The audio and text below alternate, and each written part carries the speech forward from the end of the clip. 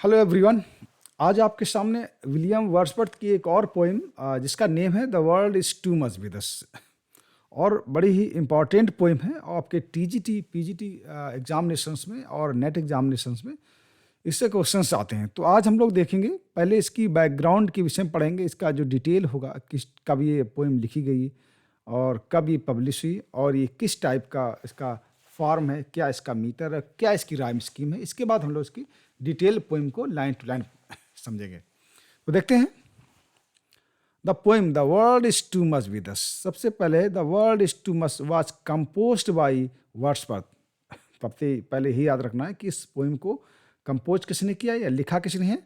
इस पोइम को William Wordsworth ने लिखा। बिल्कुल आपको सबसे पहले यही आपको समझने, इस पोइम को विलियम वर्ड्सवर्थ ने कंपोज किया है या लिखा है।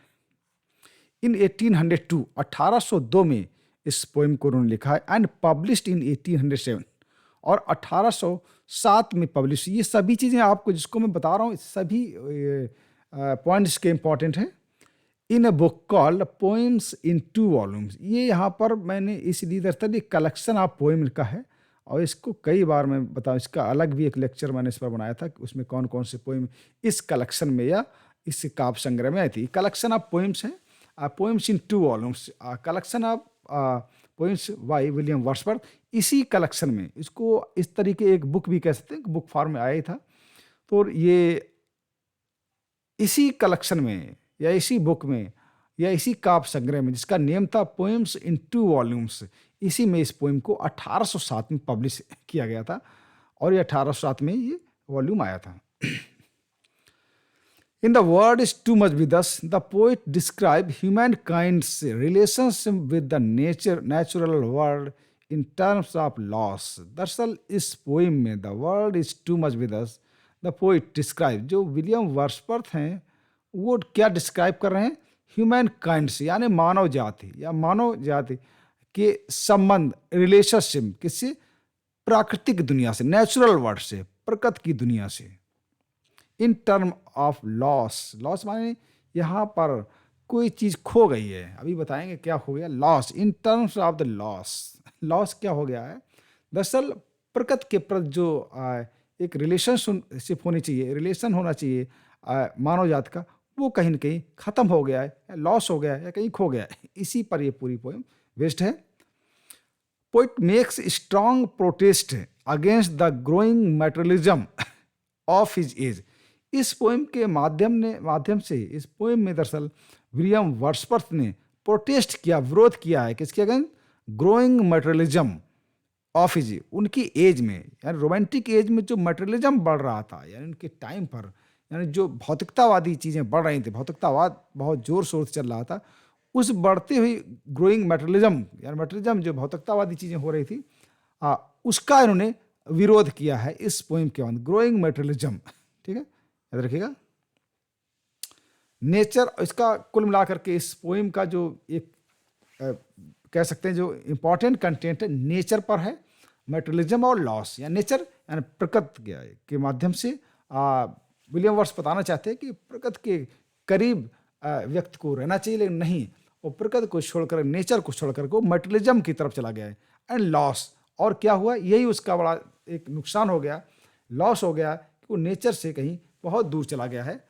नेचर में जो बहुत ही ब्यूटीफुल सीन्स है, दृश्य हैं, उनसे वो दूर चला गया, मटेरियलिज्म में फंस के रह गया। तो ऐसा कुछ आ जाए, नेचर मटेरियलिज्म लॉस, लॉस क्या है, यानी कि प्रकृति के करीब जो रहना चाहिए तो वो उससे बहुत दूर चला गया। वो धनो उपार्जन के कार्यकलाप में लगाए, क्या खरीद ले, क्या बेच दे, क्या करना है, इसमें सब लगा हुआ है। तो ये इसका form, the world is too much with us is an Italian sonnet. देखिए इटालियन सोनेट है, ये इटालियन सोनेट है, also known as the Petrarchan sonnet. इसको पेट्रार्कन सोनेट के नाम से भी जाना जाता है या इटालियन सोनेट के नाम से जाना जाता है।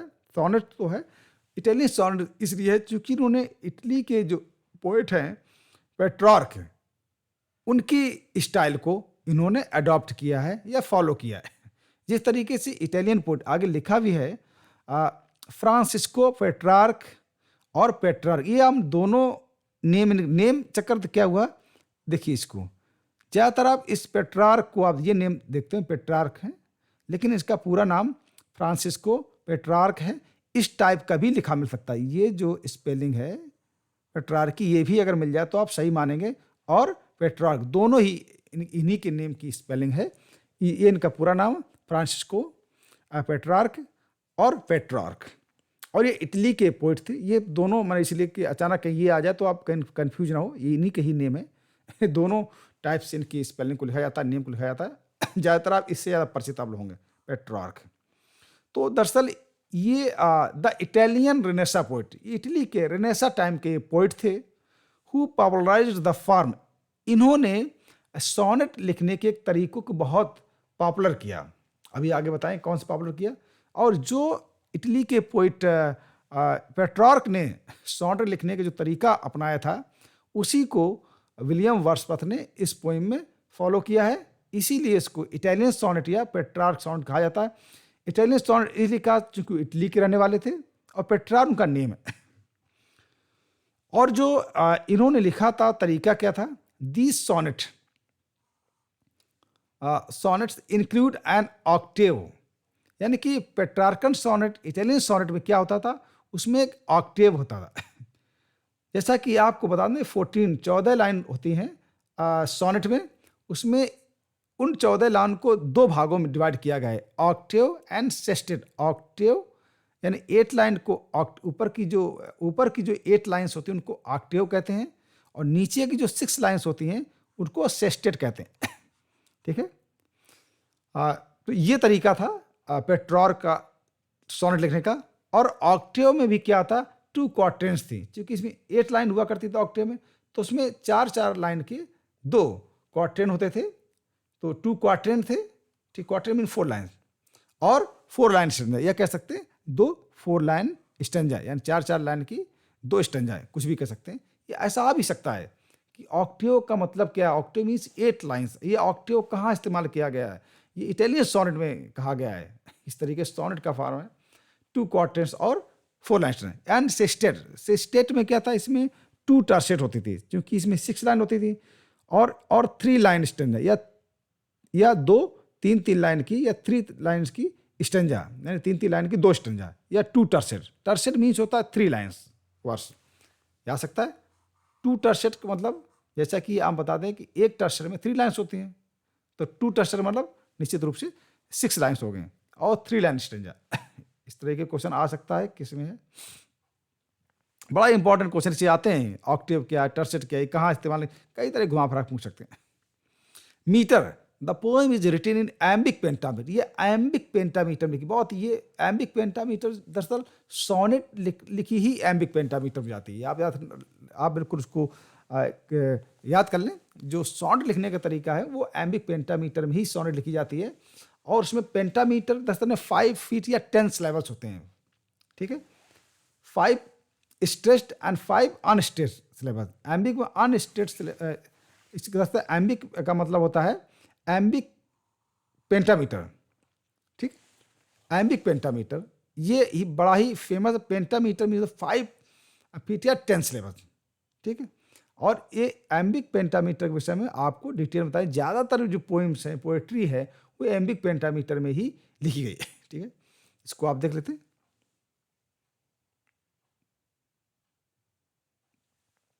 राइम स्कीम क्या है इसकी, this the world is too much with us follow the rhyme scheme of Italian sonnet. वही इटालियन सोनेट की जो राइम स्कीम है, वही राइम स्कीम इस पोएम में विलियम वर्ड्सवर्थ ने फॉलो किया है। राइम स्कीम क्या है इसकी, जैसे बताएं, जो फर्स्ट 8 लाइन्स होती है जिसको हम ऑक्टेव कहते हैं, फर्स्ट 8 लाइन जिसको ऑक्टेव कहा जाता है, उनकी राइम स्कीम क्या होती थी,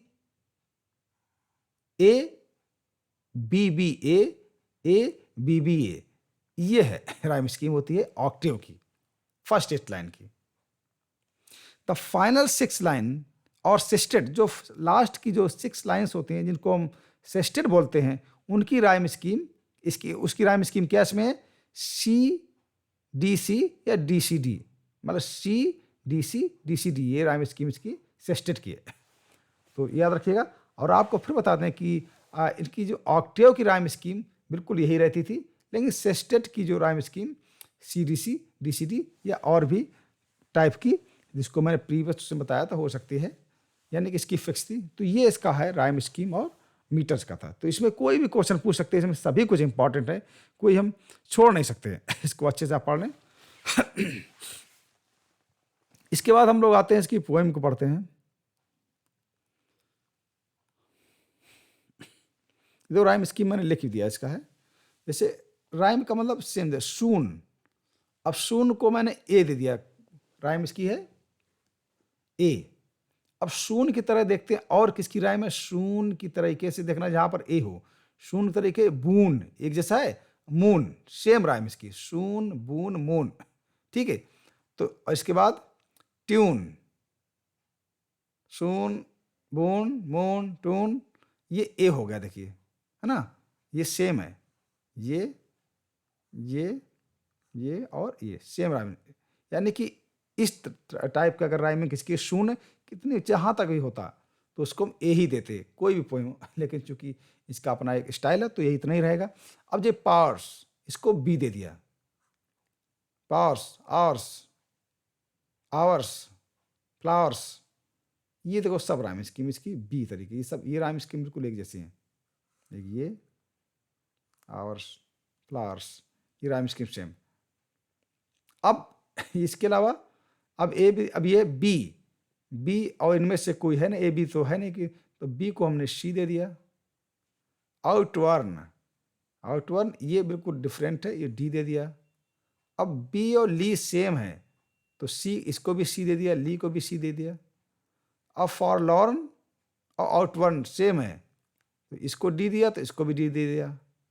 अब सी और ली एक जैसा तो इसको भी सी दे दिया। हॉर्न फॉरलॉन, इसको डी दे दिया।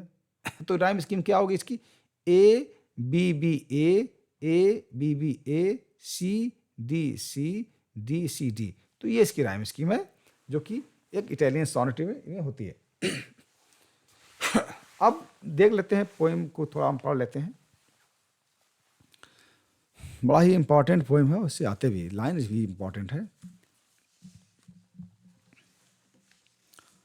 The world is too much. दरअसल इस पोएम का नेम ही इसकी फर्स्ट लाइन से है, the world is too much with us late and soon. The world, यहाँ पर वर्ड का मतलब संसार से नहीं, यहाँ कह सकते ये दुनिया कैसी भौतिकतावादी दुनिया की चीज़ों से बताया गया है। यानी मनी मेकिंग एक्टिविटीज़, यानी पैसा इकट्ठे करने की जो एक्टिविटीज़ है, टू मच विद अस, कुछ ज़्यादा ही हम इसमें इन्वॉल्व हो गए। The world is too much with us, to much with अस, कुछ ज़्यादा ही हमारा जो मन, हमारा दिमाग है, to much with us. The word, यानी वर्ड माने जो ये दुनिया है, इस दुनिया में हम क्या कर रहे हैं, हम क्या हुआ, कुल मिलाकर के हमारी एक्टिविटीज़ हैं वो हमारी पूरी तरीके से, हमारे मन है, हमारा विचार है, हमारे कार्यकलाप है, हमारे दिमाग में पूरी तरीके से पैसा इकट्ठा करने की, धन इकट्ठा करने की चीज़ें के विचार, उन्हीं में हम लगे रहते हैं। लेट और सून, देर और सवेर, यानी हमेशा। The world is too much with us late and soon, यानी हमेशा, लेट और दिन रात, लेट एंड सून, यानी कुल मिला करके अर्ली और लेट, देर और रात को हमेशा हम क्या करते हैं कि इसी धन उपार्जन की एक्टिविटीज में लगा रहते हैं। टू, ये कुछ ज़्यादा ही हम हो गया, टू मच विद अस, यानी कि मेरे अंदर कुछ ज़्यादा ही हो गया है कि हम हमेशा धन इकट्ठा करने में लगे रहते हैं। गेटिंग एंड स्पेंडिंग, क्या मुझे गेट में प्राप्त कर, क्या मुझे प्राप्त हो जाए और क्या मैं खर्च कर डालूँ। गेटिंग एंड स्पेंडिंग बिल्कुल सही, ये मिल जाए वो मिल जाए, इस पर मैं खर्च कर दूँ, ये खरीद लूँ, ये बेच दूँ, या इसको मैं प्राप्त कर लूँ। गेटिंग एंड स्पेंडिंग, इसी में पूरी तरीके से मैं लगा हूँ। वी ले वेस्ट आवर पावर, वी ले वेस्ट, हम अपनी पावर्स को, अपनी शक्तियों को एक तरीके से हम अपनी जो हमारी जो मेंटल पावर है, मानसिक जो पावर है, उसको व्यर्थ की चीज़ों में लगा रहे हैं। हम अपने शरीर को, अपनी बॉडी को, अपने मन को बिल्कुल व्यर्थ की चीज़ों में लगा रहे हैं। वी ले वेस्ट आवर पावर्स, हमारी जो शारीरिक जो मानसिक क्रियाकलाप हैं, जो हमारी जो एबिलिटीज़ हैं या जो हमारी क्षमताएं हैं, उनको व्यर्थ की चीज़ों में हम बेकार कर रहे हैं। Little we see in nature that is our, हम बहुत कम देखते हैं। Little we see in nature that is ours, प्रकृति ने मुझे सब कुछ दिया है जो कि हमारा अपना है, दैट इज आवर्स, यानी प्रकृति में, नेचर में जो हमारा सब कुछ है। प्रकृति तो सबको सब उपलब्ध का, कोई पैसा तो नहीं लेती है। That is ours, little we see in nature, उसको, उस प्रकृति को हम नहीं देखते नहीं है जो कि हमारी अपनी है। Little we see nature that is our, प्रकृति में जो हमारा है सब कुछ दिख रहा है, बहुत खूबसूरत दृश्य हैं, खूबसूरत चीजें हैं, जो हमारा उसको थोड़ा बहुत कम देखते हैं। Little we see nature that is ours, बहुत कम देखते हैं। और क्या कर रहे हैं? We have given our heart away a sordid boon, हमने अपने हृदय को दे दिया है, our hearts away a sordid boon. Sordid boon बिल्कुल व्यर्थ की चीजों में, सॉर्डिड बोन गंदा होता है, और यहां पर कुल मिलाकर के सॉर्डिड बोन कह सकते हैं मटेरियल गेन्स में, कि मटेरियलिस्टिक चीजों को हम क्या इकट्ठा करनी, उनमें लगा रखा है। सॉर्डिड बोन गंदी चीजों, बोन में वरदान होता, वरदान मतलब यहां पर नहीं कह सकते, यहां कुल मिलाकर कहते हैं मटेरियलिस्टिक चीजों में, भौतिकतावादी चीजों में अपने हृदय को मैंने वहां पर दे दिया है, फंसा रखा है अपने मन को।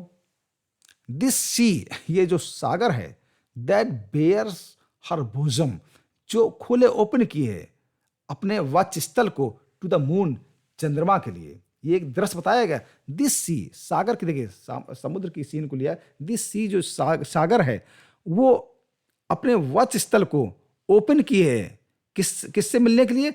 चांद से मिलने, चंद्रमा से मिलने, मून से मिलने के लिए। ये दृश्य है।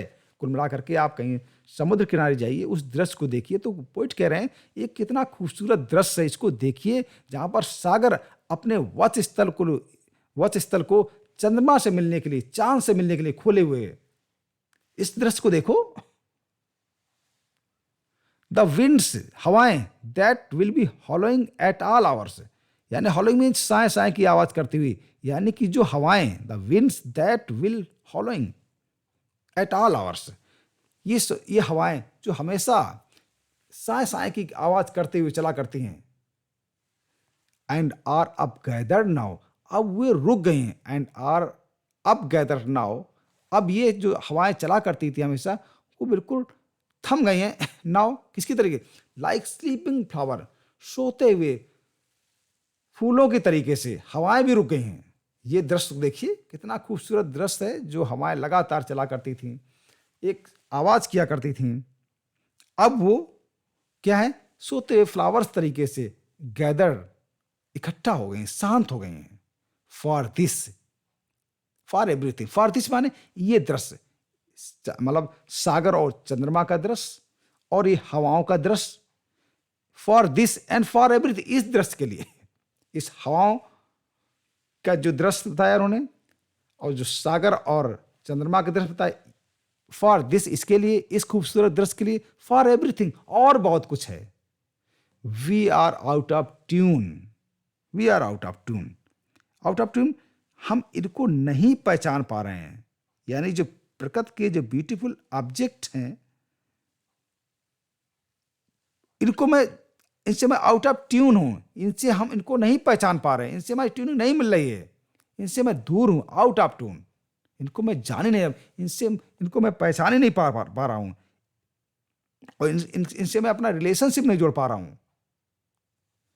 इट मूव जस्ट नॉट, ये जो दृश्य हैं हमें बिल्कुल प्रभावित ही नहीं कर रहे हैं। क्यों? हम तो मैटेरियलिस्टिक चीजों में, भौतिकतावादी चीजों में फंसे हुए हैं। इट मूव जस्ट नॉट, ये सभी दृश्य जो बताए हैं ये हमें बिल्कुल प्रभावित नहीं करते। क्यों? हम तो भौतिकतावादी चीजों में लेके गेटिंग एंड स्पेंडिंग लगे हैं।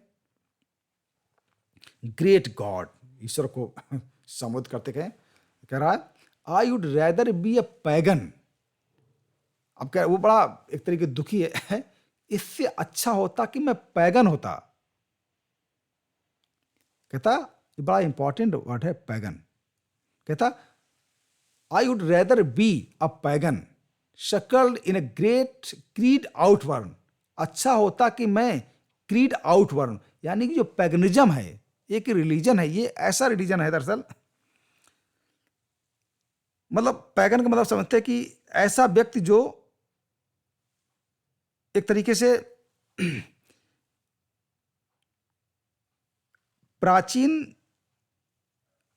यानी ग्रीस यानी यूनान या रोम के लोग, उनका एक विश्वास था कि प्रकृति के प्रत्येक पहलू पर किसी देवी या देवता का शासन है।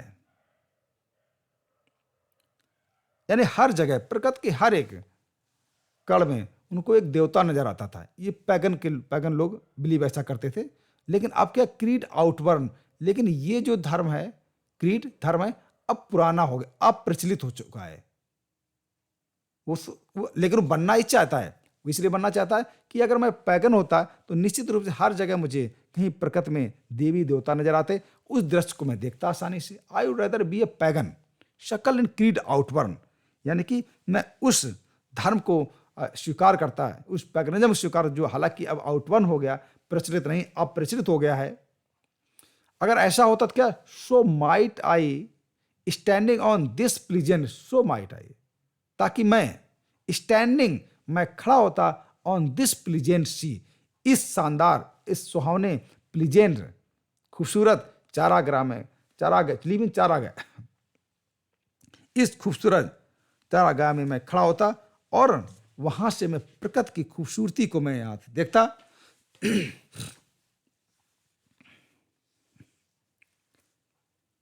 और क्या होता, have a glimpse that would make me less for, have a glimpse माने मैं एक बहुत ही खूबसूरत दृश्य, झलक दृश्य में देखता, that would make me less forlorn, इससे क्या होता कि मैं थोड़ा कम अकेलापन महसूस करता, क्योंकि have a glimpse that would, और क्या करता, जब मैं पैगन हो जाता, कह रहा जब मैं पैगन अगर हो जाता, so might I standing on this pleasantly, मैं इस सुंदर घास के मैदान पर, प्लीजेंटली इस घास के मैदान पर मैं खड़ा होता, हैव ग्लिम्पस, उस दृश्य को देखता, that would make me less forlorn, इससे ये जो दृश्य देखता मैं, उससे मेरा अकेलापन थोड़ा, फॉरलॉन मीन अकेलापन, कम होता, क्योंकि हर जगह मुझे, चूंकि पैगन बन जाता, पैगन का हर जगह में देवी देवता मुझे नजर आते, तो निश्चित रूप से मेरा अकेलापन दूर हो जाता। Have a sight of Proteus rising from the sea, मैं प्रोटियस को देखता जो समुद्र से बाहर निकलता। ये पैगन लोगों की बिलीव थी, विश्वास था। अगर वो कहता मैं पैगन हो जाऊं तो मुझे have a sight of Proteus rising from the sea, तो मुझे हर जगह मैं एक तरीके से सागर से निकलते हुए प्रोटियस को मैं देखता। और here old Triton blow his wreath horn, और मैं सुनता ओल्ड ट्राइटन, जो कि अपने रीथ हॉर्न मीन जो एक शंख जो होता है, रीत माने घुमावदार होता, कि उस शंख की, उसकी ट्राइटन की शंख की आवाज को मैं सुनता। अब हम थोड़ा बता दें जो प्रोटियस ट्राइटन का बड़ा इंपॉर्टेंट दो दरअसल बता दें। प्रोटियस क्या है? प्रोटियस जो यूनान या ग्रीक की पौराणिक कथाओं के अनुसार, दरअसल प्रोटियस क्या है? ग्रीक या यूनान कह सकते हैं, यूनान की पौराणिक कथाओं के अनुसार ये समुद्र का देवता है। और प्रोटियस की एक खास बात थी, समुद्र का देवता है जो दोपहर को समुद्र से बाहर निकलता था और निकलने के बाद चट्टानों की छाया में सोया करता था। यदि उस समय उसे कोई पकड़ लेता तो सबसे पहले तो प्रोटियस उस व्यक्ति को डराने का पूरा प्रयास करता है। यदि वो आदमी नहीं डरता तो प्रोटियस उस आदमी को उसका भविष्य बता देता था। ये प्रोटियस की विशेषता थी। अगर डर गया तो कोई बात नहीं, अगर नहीं डरा तो प्रोटियस उस व्यक्ति को पूरा उसका भविष्य बता देता कि क्या होने वाला है। ये विशेषता थी प्रोटियस की। ठीक, समुद्र से निकलता था। और ट्राइटन दरअसल क्या था? ये भी ग्रीक पौराणिक कथाओं के अनुसार ट्राइटन दरअसल समुद्र के राजा या समुद्र के का जो देवता पोसीडॉन का पुत्र था, पोसीडॉन। और इसका ट्राइटन के शरीर का ऊपरी भाग मानव का और निचला भाग इसका मछली का था। और ये क्या करता था ट्राइटन? ये अपने पिता की आज्ञा से समुद्र से बाहर निकलता था और शंख बजा करके तूफानी समुद्र को शांत करता था। यह विशेषता इसकी ट्राइटन की थी। तो इसीलिए कह रहा था कि यदि मैं पैगन होता तो इस दृश्य को मैं निश्चित रूप से मैं देखता। तो ये पोएम है विलियम वर्ड्सवर्थ की। इसको समझ में आ जाएगी। इसमें दरअसल हम किसी लाइन को छोड़ नहीं सकते, कुछ भी पूछ सकते हैं। ये 14 लाइन्स की सोनेट है, बड़ी इंपॉर्टेंट पोएम्स है। इसमें लाइन टू लाइन कई बार आप लोग पढ़ेंगे। तो हालांकि मैंने बहुत प्रयास किया, आप उसको समझ गए होंगे। इसमें कुछ छोड़ नहीं सकते, क्योंकि आप टीजीटी का पेपर देने जा रहे हैं, पीजीटी का पेपर देने जा रहे हैं, तो जब इतनी अच्छी जॉब के लिए प्रयास करें तो इस पोइम को पढ़ें। मुझे लगता है हम कहीं से कभी भी आ जाए, और इसीलिए मैं नेट क्वालिफाई कर जाता हूँ, क्योंकि मैं बहुत डीप स्टडी करता हूँ, और ये लाइन कभी भी आ जाए मैं निश्चित रूप से इसको सही करके आता हूँ, क्योंकि कई बार पढ़ा होता हम लोगों का। तो आप भी इसको पढ़िए, कई बार पढ़ेंगे तो चीज़ें समझ में आ जाएंगी, और इससे क्वेश्चंस आते हैं। ये प्रोटियस और ट्राइटन याद रखिएगा, पहली लाइन, सभी लाइन इंपॉर्टेंट हम छोड़ नहीं सकते हैं। Thank you very much. पसंद आए तो शेयर जरूर करिएगा और सब्सक्राइब कर लीजिएगा, ताकि आपको आगे कई सारे वीडियोस आपको मिलते रहें। इसके बाद मैं कोशिश करूंगा, मैं अब ग्रामर शुरू करने जा रहा हूँ, ग्रामर की सीरीज़ करूँगा। ग्रामर दरअसल कई लोगों की डिमांड है, ग्रामर शुरू करिए, और उसमें कई बच्चे हैं, क्योंकि ग्रामर का जो अपना एक, उसका भी अपना एक ज़रूरत होती है, कई लेवल पर शुरू होती है, उसको ग्रामर भी हम शुरू करेंगे। तब तक कि इसको आप देखें। Thank you very much.